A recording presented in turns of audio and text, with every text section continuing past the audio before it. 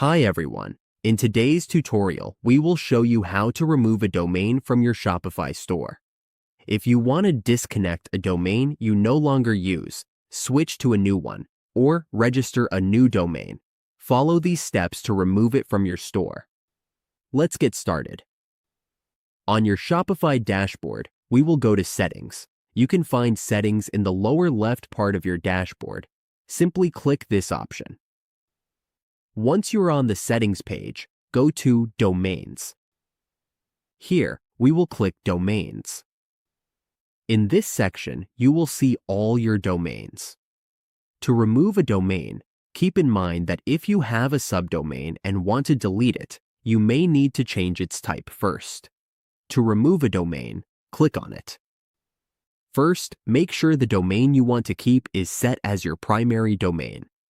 We need to change this to the primary domain so that we can delete the other one.